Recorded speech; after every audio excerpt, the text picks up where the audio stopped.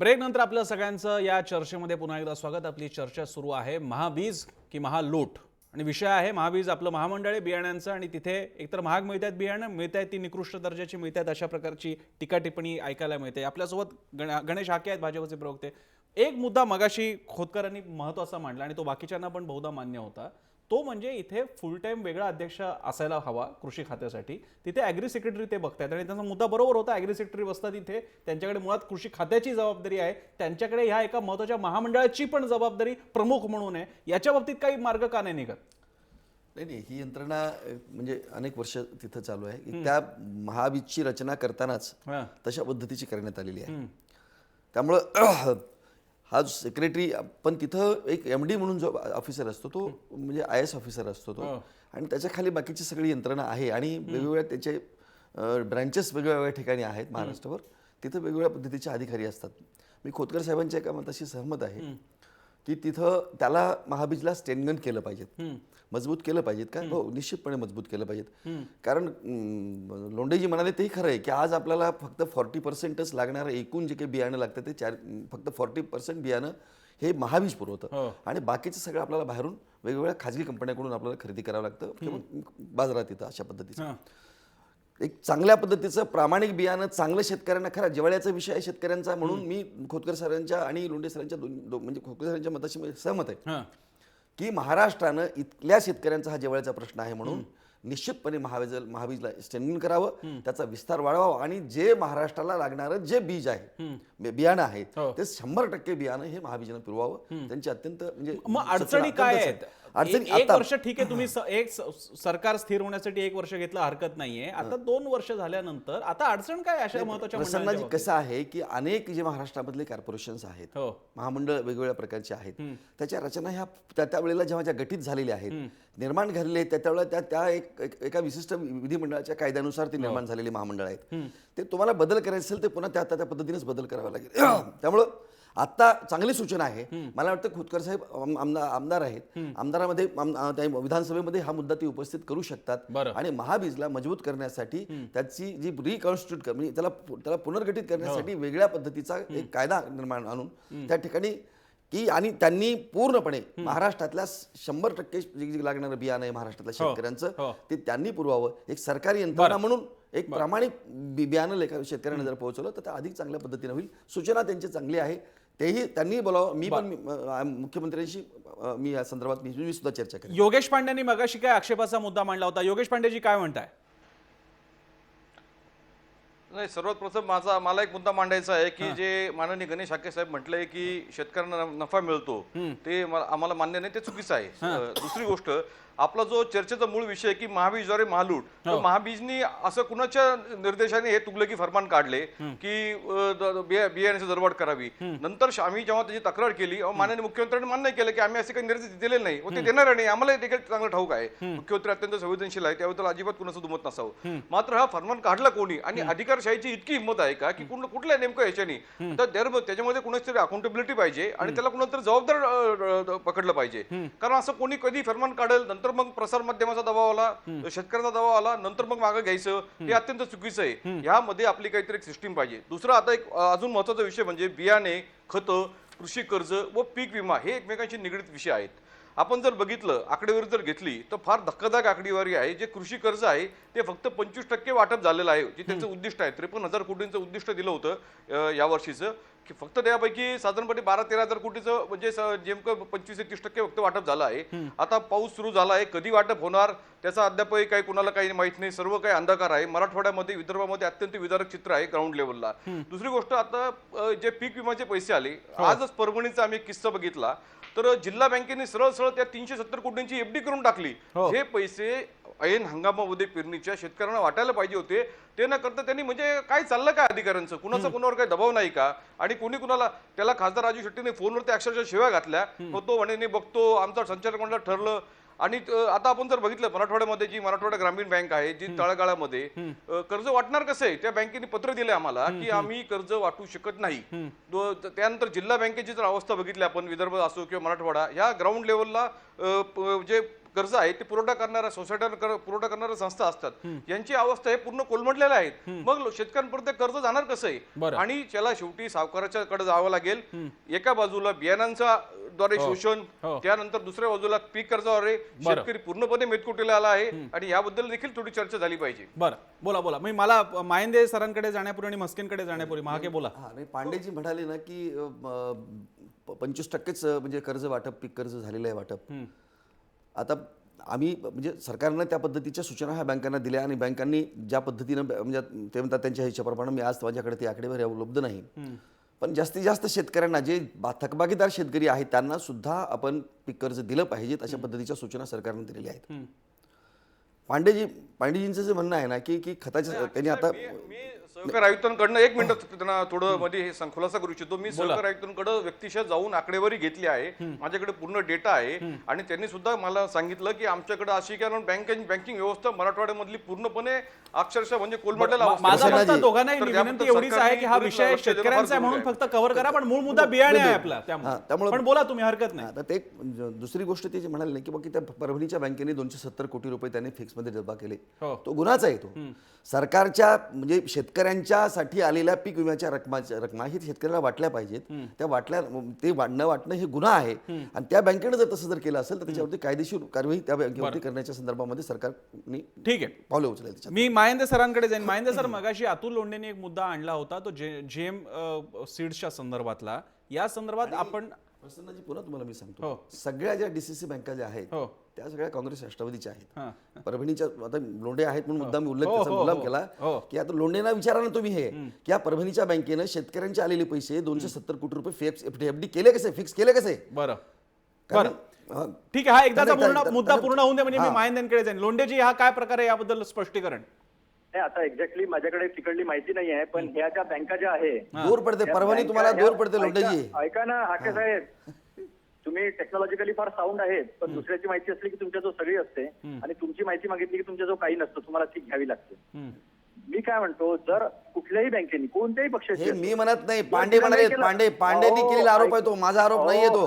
ऐका ना हाके साहेब, आता अनेक आरोप जे होत आहेत आता कळेल तुम्हाला.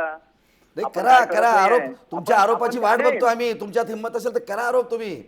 अरे आम्ही आरोप केले, खातो नक्की आणि खातो देतो नक्की, काय परिणाम आहे आला लक्षात लोकांना. हॅलो, बोला बोला लोंढे बोला. मूळ मुद्दा असा आहे की मुळामध्ये सर्व बँका ज्या आहे त्याच्यावरच घात करायचा, त्यास संपवण्याचा जो प्रयत्न आहे तो चाललेला आहे. म्हणून नॅशनलाइज बँकेला सांगावं लागते ना की तुम्ही कर्जाचं पुनर्गठन करा. हे राजकारण काही महाराष्ट्रातल्या लोकांपासून लपून नाहीये. आता यांची अडचण कशी झालेली आहे जेनेटिकली मॉडिफाईड सीडच्या संदर्भामध्ये सुद्धा, की पहिले घेतलेली भूमिका आता एकदम कशी बदलायची. जावडेकर म्हणतात की ब्रिंजलला आणि एक दुसरं पीक मला आता आठवत नाहीये, ते करडईच आहे बहुतेक, त्याच्या संदर्भामध्ये मॉडिफाईड आपल्याला जीएम क्रॉप घ्यावे लागेल, हे स्वीकारावं लागेल. मग त्यावेळेस पवार साहेबांनी ज्या ज्या स्टेप घेतल्या अन्नधान्य वाढीसाठी, जसं आता पूर्ण तांदूळ आणि गव्हाचं पीक त्यांनी पूर्वेकडे टाकलं सगळं दामोदर नदीच्या खोऱ्यामध्ये, तिथे चांगलं पाणी उपलब्ध असल्यामुळे. तर हे दिसणार नाही यांना. 70,000 कोटी एनडीए कडनं जेव्हा 2040 साली सरकार घेतलं तेव्हा या संपूर्ण देशाचं कृषी बजेट फक्त 70,000 कोटी होतं. हे पूर्णच 5 वर्ष होते सत्तेत तेव्हा, आणि 95 पासून 2004 पर्यंत आम्ही सत्तेत नव्हतो. ते बजेट मागच्या 10 वर्षामध्ये जवळजवळ 8 लाख कोटी करोडच्या जवळपास आणलेला आहे. आणि 140 पेक्षा 60% जे आहे ते कृषी मूल्य जे आहे, मालाचे भाव हे वाढवून दिले. यांनी काय सांगितलं होतं की 50% आम्ही शेतकरी अडचणीत का आला सांगतोय मी, बियाणांपासून सगळ्यांशी संबंधित आहे. शेतकरी अडचणीत का आला, यांनी सांगितलं की आम्ही 50% सगळे इनपुट लावल्यानंतर शेतकऱ्याला शेतमालाला भाव देऊ. आता तिसऱ्यांदा यांची शेतमालाचे भाव आलेले आहे, फक्त 1.5% यांनी पैसे वाढवलेले आहे.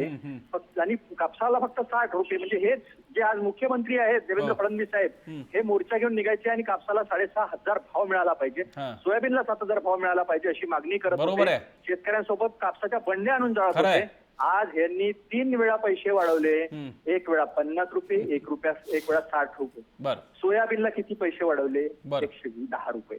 1.5% वरती यांनी भाव वाढवलेले नाहीये. यांनीच दिलेले वचन आहे, यांनीच दिलेले सगळ्या गोष्टी आहे जाहीरनाम्यामध्ये, त्यांनी ते करावं. आज शेतकरी, मी म्हणतो आज याच्यात राजकारण करण्याचं काही कारण नाही. आज शेतकरी एवढा अडचणीमध्ये आहे की त्याला मोफत बियाणं, खते, पाणी जे आहे हो. खाली वेळ तर त्याचे विजेचे बिल सुद्धा आपण हो. माफ केले पाहिजे. हो. जर आपण या राज्यामध्ये या देशामध्ये रिकॅपिटलायझेशनसाठी 1,70,000 कोटी देतो आपण उद्योगपतींचे बुडलेले पैसे, म्हणजे त्याच्या विरोधात मी नाही आहे, कारण हो. की उद्योगच झाला नसेल, हो. मागच्या याच्यात काही रोजगार मला निर्मिती मुद्दा झाली लक्षात असेल. आला, बरोबर आहे. हा, तर बरोबर. मग आपण शेतकऱ्यांना Exactly. 10,000 कोटीची माफी नाही देऊ शकत. ठीक आहे, हा मुद्दा मगाशी फक्त तुम्ही विषय निघाला होता म्हणून मी कव्हर करण्यापुरता आपण बियाण्यांशी सध्या तरी प्रामाणिक राहूया थोडा मुद्दा. मी मायंदे सरांकडे चाललोय. मायंदे सर, अतुल लोंढेने मगाशी उल्लेख आला होता GM सीड्सचा, ज्याच्या बाबतीत ब्रिंजल आणि म्हणजे वांगी आणि बहुधा टोमॅटोचा, अतुल लोंढेने आठवलं नाही पण मी चुकत नसेल तर त्यामध्ये टोमॅटोच्या बाबतीतला सुद्धा उल्लेख होता. या बाबतीत आपलं काही पुढे जाऊ शकतो का? ट्रॅडिशनल पारंपरिक पद्धत बियाण्यांची जी सीड फार्मिंगच्या अनुषंगाने केली जाते त्याच्यातून होणाऱ्या निर्मितीला उत्पादनाला मर्यादा जर का असेल तर सीड GM सीड्सच्या निमित्ताने एक वेगळं दालन ओपन होऊ शकतं का? मायंदे सर. नाही, ही वस्तुस्थिती आहे की आपल्या जे आताचं अन्नधान्य उत्पादन आहे आपल्याला 2030 पर्यंत 350 दशलक्ष टनाचे अन्नधान्याची गरज आहे. हो. आपण 250-260 पर्यंत जास्तीत जास्त आतापर्यंत चांगलं मोसम असताना पोहोचलेलो आहे. तर ही जी तफावत आहे ही भरून काढण्यासाठी आपल्याला अन्नधान्याचं उत्पादन वाढवावं लागेल आणि आताच्या ज्या जाती आपल्याकडे बियाण्याच्या आहेत त्याची उत्पादकता आता एक अशी झालेली आहे की मागच्या कित्येक वर्षामध्ये उत्पादकता वाढत नाही. सगळे उपाय झाले आपल्याकडचे जे बियाणे आहे त्याशिवाय आपल्याला त्या जैवतंत्रज्ञानाकडे जाण्याशिवाय दुसरा मार्ग नाही. जगभरामध्ये हे जैवतंत्रज्ञान वापरलं जातं आणि उत्पादकता वाढवण्याचा तो एक पर्याय आपल्याकडे आहे. आपल्याकडे त्यापैकी चांगलं संशोधनही चालू आहे, विद्यापीठांमध्ये चालू आहे. महाबीजनं सुद्धा अशा प्रकारचे संशोधन चालू केलेलं आहे. परंतु अजून बाकीच्या अन्नधान्याच्या बाबतीमध्ये, फळभाज्यांच्या बाबतीमध्ये अजून आपण बाजारात उतरलेलो नाही. कुठले बियाणं भारतामध्ये नाही आहे. परंतु आपण जो आता आयात करतोय ते GM आहे का याची मला माहिती नाही, परंतु ते सुद्धा पडताळून बघणं आहे. आपण जर प्रोड्यूस नाही केलं तर आपल्याला आयात करावं लागेल अर्थात. आणि आयात केलेलं हे GM बियाणं आहे का GM आहे का हे माहिती आपल्याला नाही, हे कारण बघावी लागेल. कदाचित आपण आयात करून ते GM खाऊ, त्यापेक्षा आपण उत्पादन केलेलं काय वाईट आहे, आपण केलं पाहिजे. मायंदे सर, माझी जेवढी काही अल्प माहिती आहे त्यानुसार अशी सीड्स किंवा अशा प्रकारच्या सीड्सच्या माध्यमातून तयार झालेल्या पिकाचे पदार्थ हे एक्सपोर्ट करताना त्याच्यावरती ते GM आहेत, GM क्रॉप, GM फूड किंवा ते GM सीड्स आहेत हे दाखवणं इंटरनॅशनल मानकांनुसार बंधनकारक आहे. त्यामुळे तुम्हाला वाटते ती भीती थोडीशी अनाठाई आहे असं नाही वाटत? नाही, असू शकतं. मी त्याच्यावर म्हणून तर म्हटलं मी की भविष्यामध्ये आपण जर जास्त इम्पोर्ट करायला लागलो आणि आपण स्वावलंबी नाही झालं तर आपल्याला बाहेरच्या देशातून मका आयात करायला सुरुवात केली आपण. येणारी मका आहे की GM मका काय असू शकणार नाही, GM सोयाबीन असू शकणार नाही का, या गोष्टीवरती आपण विचार करायला पाहिजे आणि स्वावलंबी होण्याची गरज आहे हे माझं म्हणणं आहे. कारण आता आपण अनेक उपायाने आपले जी उत्पादकता जी ठप्प झालेली आहे ती उत्पादकता वाढवण्याचे दुसरे मार्ग आपल्याकडे फारसे राहिलेले नाही, त्यामुळे ह्याची गरज आहे. दुसरी गोष्ट, आपल्याकडे जे शेतकरी 50,000 शेतकरी महाराष्ट्रामध्ये बीज उत्पादन करतात आणि 93,000 हेक्टरचं क्षेत्र त्याच्यामध्ये आहे. तर यांची संख्या वाढवून जेवढे जास्त शेतकरी बीजोत्पादन करतील, महाराष्ट्रामध्ये चांगलं बीजोत्पादनाचे वातावरण आहे. मला वाटतं तो एक चांगला पर्याय आहे. महाराष्ट्रामध्ये जास्तीत जास्त बीजोत्पादन करू. महाबीज फक्त आता 9 लाख क्विंटलचं बीजोत्पादन करतं. मला वाटतं आपल्याकडे 20 लाख क्विंटलची गरज असताना 9 लाख क्विंटल बीजोत्पादन करतं. महाबीजला सक्षम करण्याची, महाबीजचा विस्तार करण्याची आणि महाबीजाचं जे क्वालिटी कंट्रोल डिपार्टमेंट आहे ते सुद्धा सक्षम करण्याची जास्त गरज आहे असं मला वाटतं. बरं, मस्केंना बहुधा मुद्दा मांडायचा. मस्के सर बोला. GM बद्दल मुद्दे जे चालले होते, मला आठवतं की कैलासवासी शरद जोशींचं एक वाक्य आहे की तंत्रज्ञानाच्या गाडीला रिव्हर्स गिअर नसतो. रिव्हर्स गिअर नसतो म्हणजे आपण हायब्रिड मधनं आपल्याला पुढे GM कडे जावंच लागेल. मगाशी मक्याचा मुद्दा निघाला. भारताने आता मका आयात केलाय कारण आपल्याकडचं मक्याचं उत्पादन घटलं आणि युक्रेन या देशाकडनं मका आपण आणलेला होता आणि युक्रेननी तो GM फ्री मका आहे असं काही लिहून दिलं नाही. 98% नॉन GMO पण 2% GM असण्याची शक्यता आहे. म्हणजे परदेशातनं आपण जे काही माल आता आणू शेतमाल तो बहुधा GMच असणार हे आपण आता ओळखायला पाहिजे. म्हणून आपल्याकडे जो GM तंत्रज्ञानाला लवकरात लवकर कसं प्रोत्साहन देता येईल हे सरकारने पाहणं गरजेचं आहे. मी मगा म्हटल्याप्रमाणे सरकार बदललं पण दृष्टिकोन आणि व्यवस्था अजून काही बदललेली नाही. म्हणजे सुरेश भटांचा एक फार मोठा शेर आहे की गांजलेल्या माणसांनो थांबवा आक्रोश आता, मी नव्या न्यायालयाची बातमी काढीत आहे. नव्या न्यायालयाचं म्हणजे काय की उदाहरणार्थ नवी व्यवस्था बदलून काय, म्हणून दृष्टिकोन मोठ्या प्रमाणात या सरकारने बदलला पाहिजे असं मला वाटतं. मी येतो, मी पांडेजी तुमच्याकडे येतो, त्यापूर्वी मी पुन्हा एकदा अर्जुन खोतकरांकडे चाललोय. खोतकरजी, मला पुढचा आणि शेवटचा मुद्दा या चर्चेचा घ्यायचा आहे, तो म्हणजे हे महाबीजचं सगळं जे काही चाललेलं आहे ते सगळं होण्यामागे किंवा तशी परिस्थिती निर्माण करण्यामागे खासगी कंपन्यांचे हितसंबंध आहेत का? कारण या देशामध्ये हा इतिहास आहे की चांगला परफॉर्म करणाऱ्या पब्लिक सेक्टरमधल्या कंपन्या बुडीत घालण्यासाठी तिकडची संस्था फोडा, तिकडची माणसं तोडा, संस्था फोडण्याचा प्रयत्न करा, त्यांचे रेट वाढवण्याचा आणि त्यांच्या सर्व्हिसेस कशा वाईट आहेत हे दाखवण्याचा प्रयत्न करा, आणि या असं करत करत BSNL पर्यंत ही चेन आपल्याला दाखवता येऊ शकते. असा काही प्रयत्न महाबीजच्या बाबतीत सुरू आहे का?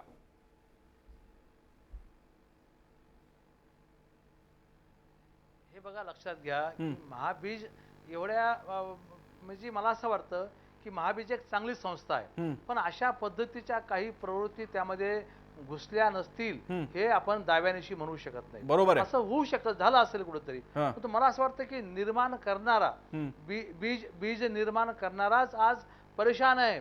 मला असं वाटतं की थोडस सरकार म्हणून आणि आम्ही स्वतः ही जागृती केली पाहिजे की आम्ही बियाणे निर्माण करणारे माणसं आहोत. आणि आता शेवटी तुम्ही भाकीत केलं, आम्ही भाकीत केलं, जे तज्ञ लोकांनी भाकीत केलं की या वर्षी पाऊस फार पडणार आहे, पाऊस वेळेवरती येणार आहे, आणि तुम्ही सर्वांनी बातम्या दाखवल्या, आम्ही बातम्या ऐकल्या, वर्तमानपत्रांनी बातम्या छापल्या, आणि मग या होडीपायी किंवा या घाईपायी सर्व शेतकऱ्यांनी पाऊस लवकर पडणार आहे हे भाकीत केल्यानंतर बियाणं घेऊन ठेवलं. मुळात सरकारने किंवा आम्ही अगोदर सांगायला पाहिजे होतं की तुमच्याकडे असणारं बियाणं हे प्रामाणिक बियाणं तुम्ही स्वतः निर्माण केलेलं बियाणं आहे, ते तुम्ही वापरू शकता. समजा मी शेतकरी, माझ्याकडे सोयाबीन होतं, मी माझं सोयाबीन जे मी स्वतः निर्माण केलं ते बियाणं मी स्वतः वापरू शकतो. परंतु आता अशा या स्पर्धेमध्ये शेतकऱ्याला असं वाटतं की प्रामाणिक माझं स्वतःचं बियाणं प्रामाणिक आहे की नाही हे याच गोष्टीवर माझा विश्वास नाही.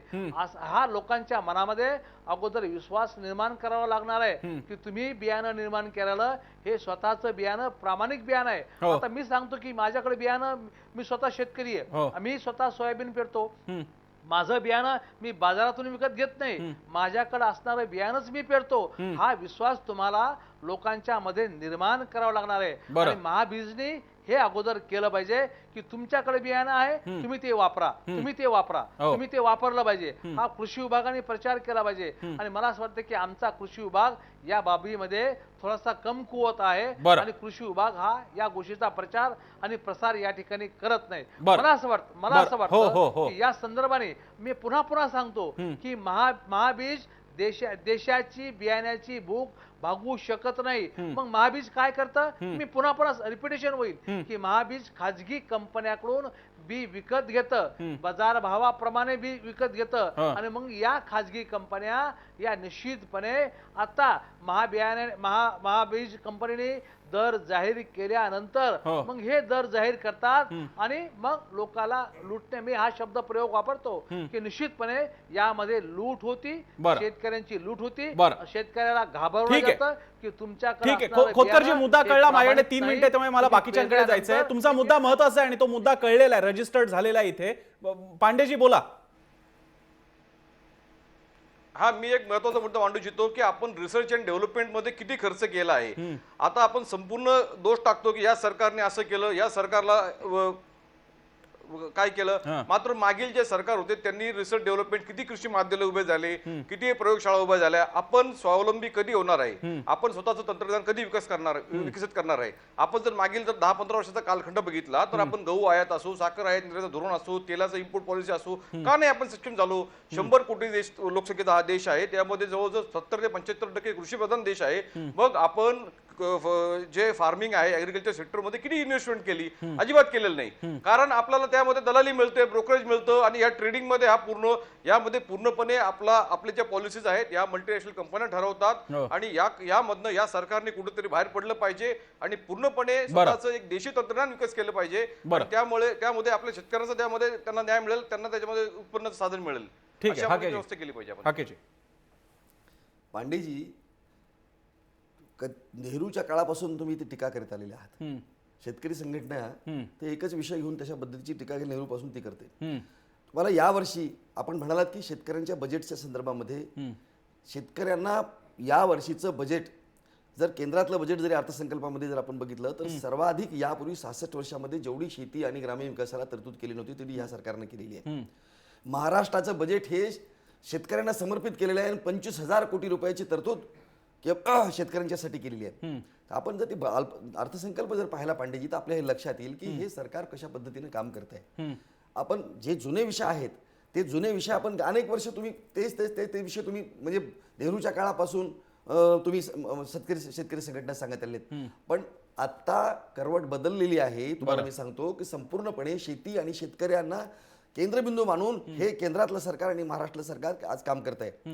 म्हणून तुम्हाला मी सांगितलं आतापर्यंतच्या इतिहासामध्ये कधीही इतका विमा मिळाला नसेल. 71 लाख शेतकऱ्यांना 4,200 कोटी रुपयाचा विमा पेरणीच्या अगोदर त्याच्या खात्यात जमा झालेला आहे. 1 रुपयाचा भ्रष्टाचार न होता. हे आता घडायला लागले आणि म्हणून म्हणलात ना तुम्ही 25% लोकांना फक्त पीक कर्ज देण्यात आले. आज शेतकरी पीक खर्च घ्यायला सुद्धा बँकेकडे जाईना झालाय.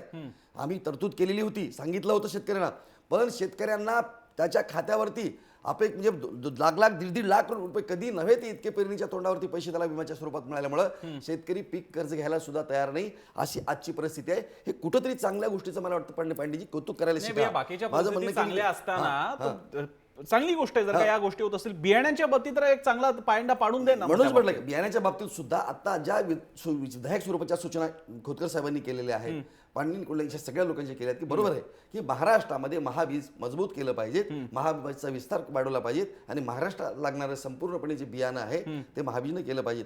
यासाठी मला वाटतं की सरकार म्हणून काही गोष्टी करण्याच्या आपण सूचना करू. खोतकर साहेबांना पण विनंती केली की त्या सूचना आणि त्या तुमचे उपाययोजना तुम्हाला योजावेच. बोला. एक गोष्ट राहिला की ज्या शेतकऱ्यांनी बियाणं खरेदी केलेलं होतं, जे वाढीव दरानं बियाण्यांची किंमत वाढलेली होती, त्या तूर, मूग आणि उडीद ही जी डाळी फक्त कडधान्यासाठीच आपण जी वाढवलेली किंमत आहे ती रद्द केलेली आहे. बाकीची किंमत फार 5%, 60% वाढवली. 80% आतापर्यंत बियाणे सगळी उचलली गेलेली आहेत. ज्यांनी महाग उचलले त्यांना तुम्ही काय परत नाही ते सांगितलं आहे की त्यांना त्यांचं रिसीट, त्यांची पावती आणि त्यांचा जो त्या टॅग आहे तो पिशवीचा तो टॅग घेऊन त्यांनी तो जमा करायचा आहे. त्याला आम्ही सगळे पैसे परत देणार आहोत असं तुम्ही जाहीर केलं आम्ही. बरं, जे पैसे त्यांना अधिकचे पैसे शेतकऱ्यांनी दिलेले आहेत ठीक आहे त्या संपूर्ण पैसे शेतकऱ्यांना परत दिले नाहीत. तर मी सांगितल्याप्रमाणे शेतकऱ्यांनी आता त्यांची पावती, त्याचं चलन पावती आणि त्याचा तो बॅगेचा टॅग घेऊन अधिकाऱ्याकडे जावा, महाबीजच्या किंवा कृषी सहाय्यकाकडे द्यावा. त्याला त्याच्या जे फरकाची रक्कम आहे ती सरकार परत करेल. हा अतिशय महत्त्वाचा मुद्दा इथे स्पष्ट झालेला आहे. पण महाबीजच्या बाबतीत लक्ष आपल्या सगळ्यांचं आहे आणि ते लक्ष असणार आहे हे दाखवण्यासाठी हा प्रयत्न होता. म्हास्केजी तुम्ही बोलत असाल तर एकदम थोडक्यात मांडा प्लीज. मी शेवट करणार आहे, एकदम थोडक्यात प्लीज. हाके साहेबांचं जे म्हणणं आहे की महाबीजनी 100% बियाणं शेतकऱ्यांना पुरवावं, महाबीजला सक्षम करावं अजून सरकारने. पण एक लक्षात घ्या 100% जर या वाटचालीकडे आपण गेलो तर एका अर्थी महाबीजची सुद्धा मोनोपोली तयार होईल. एकदा मोनोपोली तयार झाली की महाबीज काही वाटेल ते करू शकेल. मोनोपोली मध्ये सरकारची किंवा खासगी कुठलाही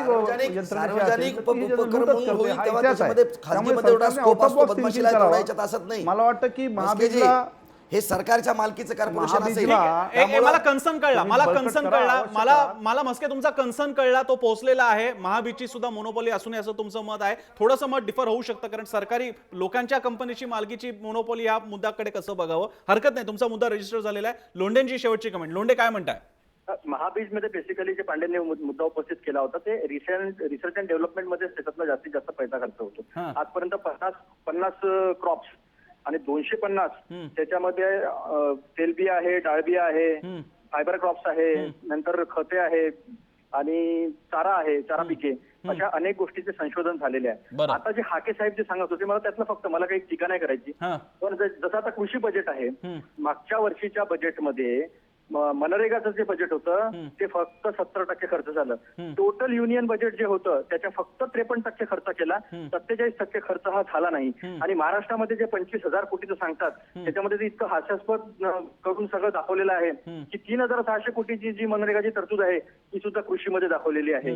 एक तर इतकी विचित्र तरतूद आहे हजारो कोटीची त्याच्यामध्ये संभाव्य नुकसान जे होईल त्याच्यासाठी आम्ही पैसे देऊ बा. म्हणजे यांना कसं माहिती इतकंच नुकसान होणार आहे, ते कमी सुद्धा होऊ शकते, ते जास्त सुद्धा होऊ शकतं. त्यामुळे तो पैसा खर्च करावा लागणार नाही, अशा पद्धतीची परिस्थिती आहे. आणि मागचं असं पहिलं बजेट आहे महाराष्ट्राचं की ज्याच्यामधलं फक्त 72% खर्च झालेला आहे. तुम्ही तरतूद किती करता याच्यापेक्षा तुम्ही तो खर्च किती करता हे जास्त महत्वाचं आहे. आणि त्याच्यामुळे ही सगळी परिस्थिती उद्भवलेली आहे. आपण सावकाराचं कर्ज माफ केलं होतं, काय झालं ते?